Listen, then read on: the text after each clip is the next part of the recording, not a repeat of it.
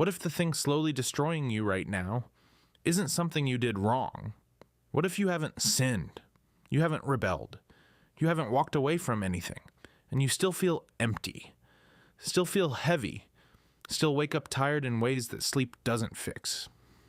I want to talk to you today, not about guilt, not about what you've done, but about what's being done to you, quietly, slowly, without you even noticing. Because the enemy doesn't always come for your faith first. Sometimes he just comes for your peace. You know what nobody talks about? How exhausting it is to be okay on the outside and completely undone on the inside. You're still showing up, still doing the right things. But something feels off, like joy used to live somewhere inside you and quietly moved out without leaving a note. You don't know exactly when it happened. A disappointment here, a comparison there. A thought you replayed too many times, and now you're sitting in quiet moments wondering, what's wrong with me? Here's what I need you to hear. Nothing is wrong with you, but something is happening to you, and it has a pattern. If you've ever felt this way and couldn't explain why, drop a fire in the comments right now. You are not alone in this. The enemy doesn't need you to commit some dramatic sin to take you off course. He just needs these habits, small, subtle, almost invisible. And I promise you, by the time we get through all 5, something is going to click that you've needed to hear for a long time. Habit 1. Consuming without refueling. You can spend an entire day absorbing news, opinions, other people's lives, their noise, and end up completely drained. Not because you sinned, but because Proverbs 4:23 is real. Guard your heart, for everything you do flows from it. Your heart is a gatekeeper, and if you never guard what goes into it, the weight builds quietly, until one day you can't explain why you feel so heavy. Habit 2. Comparing in silence. Yes, you see someone else's life, their confidence, their progress, their highlight, and you feel that small contraction in your chest. You push it down immediately, almost ashamed for feeling it. But comparison doesn't leave when you suppress it. It goes underground. And underground is where it does the most damage. Whispering, you're behind. You're less than. You should be further by now. The enemy doesn't need you to covet loudly. He just needs you to compare quietly, consistently, until you start believing someone else's portion is proof of your lack. If habit 1 or 2 just hit close to home, share this video with someone who needs to hear it. Sometimes the right message at the right time changes everything. Keep watching. It gets deeper. Habit 3. Avoiding the stillness. When was the last time you sat in complete silence? No phone, no noise, just still. Most people can't do 5 minutes.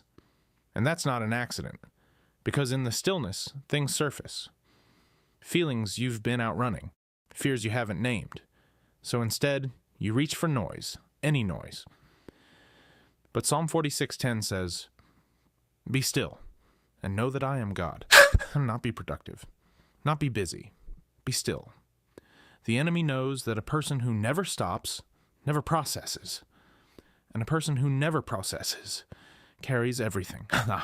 Habit 4. Speaking defeat over your own life. Pay attention to what you say when nobody's around. Not in public, not in prayer, in private. Because nothing ever works for me.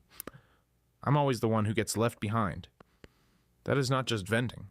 That is programming. The enemy doesn't need to speak into your life.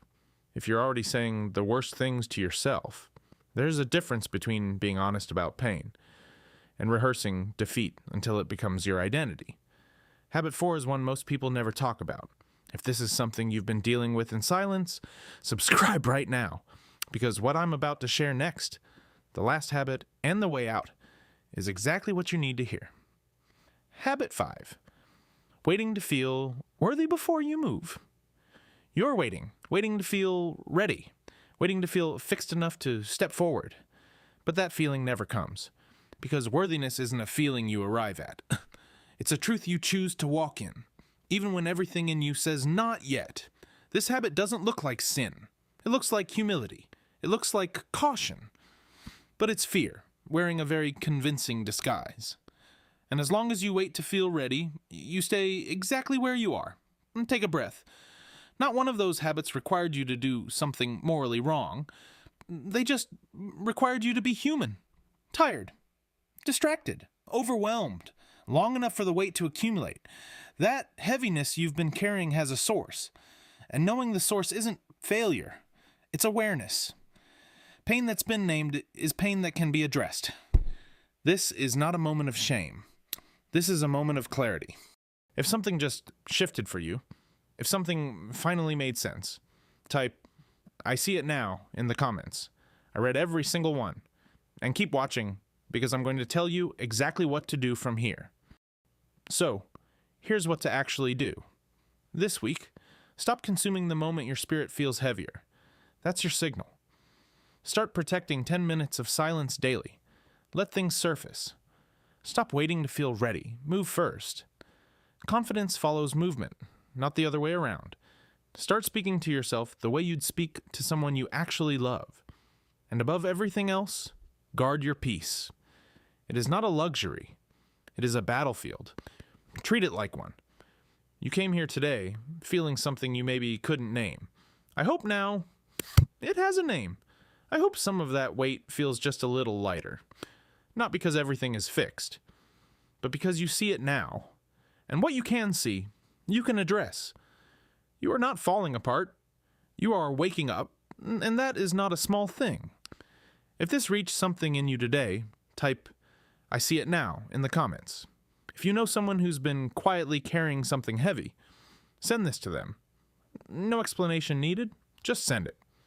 And if you want more content like this, honest, grounded, no fluff, subscribe and turn on notifications. Because I make this for the person who's still fighting, even when nobody sees it.